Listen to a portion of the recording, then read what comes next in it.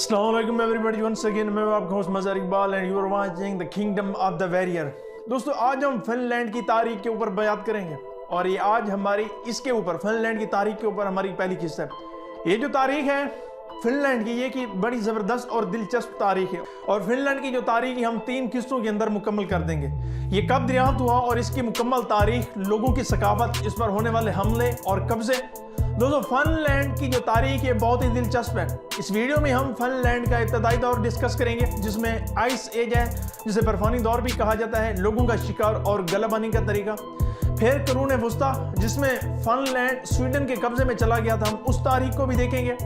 दोस्तों ये 2 चीज़ें हैं आज हम बयान करेंगे, लेकिन फिर इन 2 चीज़ों के अंदर बहुत सारी चीज़ें आ जाती हैं। वीडियो पर आगे बढ़ने से कबल चैनल पर रहने वाले दोस्तों से गुजारिश है हमारे चैनल को सब्सक्राइब कर दीजिए और साथ लगे बेल आइकन को भी प्रेस कर दीजिए for more informative video like this. So let's start this video without any delay.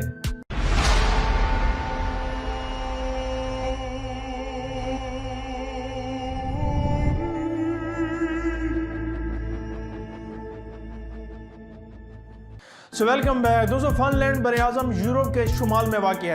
इसकी कुल आबादी 55 लाख है, मतलब 55 लाख, जिसमें से 2 लाख 2 लाख अफराद गैर मुल्की हैं। इसके जनूब में खलीज फिनलैंड है, ये एक दरिया है, और शुमाल में नॉर्वे मतलब नॉर्विया स्टेट है, और इसके मशरक में रूस विनाया है, और मगरब में समंदर और स्वीडन मौजूद है। दोस्तों ये देखें, ये फिनलैंड का नक्शा है जो इस वक्त गूगल के ऊपर है, और ये तमाम उसके मोहल्ले वगैरह। इसमें हम ये जो टोटल एरिया है ना फिनलैंड का, ये एक पहाड़ी एरिया है, मतलब ऊपर वाला एरिया है। और अगर इसमें सबसे नीचे वाले एरिया की बात करें या पस्तरीन जो मकाम है फिनलैंड के अंदर, वो बुहिरा बाल्टिक है। दोस्तों इसका जो रकबा है वो 33 लाख और 84,000 मुरब्बा किलोमीटर है। इसका दारुल हुकूमत जो करंट है वो हेलसिंकी है। उसकी जो सरकारी ज़ुबान है मतलब फिनलैंड की, उसे फिनिश ज़ुबान भी कहा जाता है और सोंगसा भी कहा जाता है। अगर इसकी आबादी के मुतालिक हम बात करें तो इसकी टोटल आबादी 55 लाख है। अगर इसकी हुकूमत और हुक्मरानी की बात करें तो इसमें इलेक्शन होते हैं, वोट होते हैं, लेकिन फिलहाल इसकी जो करंट मतलब प्राइम मिनिस्टर है या सदर है वो भी एक लड़की है, और इसकी जो करेंसी है यूरो है। लेकिन पहले इसकी करेंसी यूरो नहीं थी, पहले इसकी करेंसी कार्क थी। अब बात करते हैं दोस्तों फिनलैंड के इब्तदाई दौर की। दोस्तों सबसे पहले इंसान ने 7वीं सदी में आखिरी बर्फानी दौर आइस एज के बाद से रिहाइश रखना शुरू कर दिया।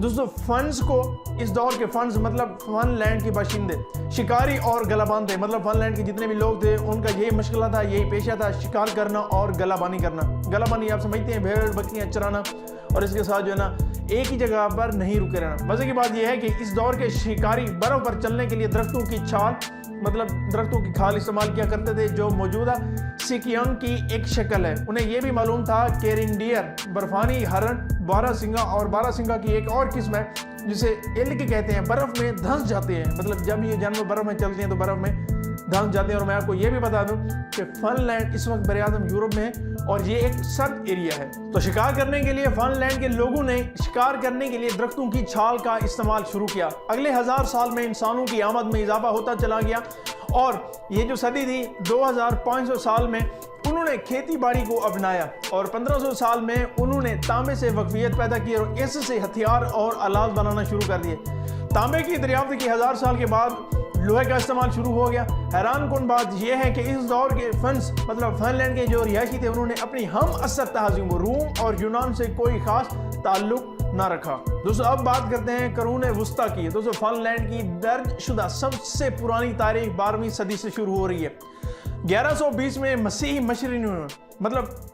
मशीनरी उन लोगों को कहा जाता है, यूं समझ लें कि ईसाइयत के जो लोग मौलवी थे उनको मसीह मशीनरी कहा जाता है। उन्होंने काम शुरू कर दिया।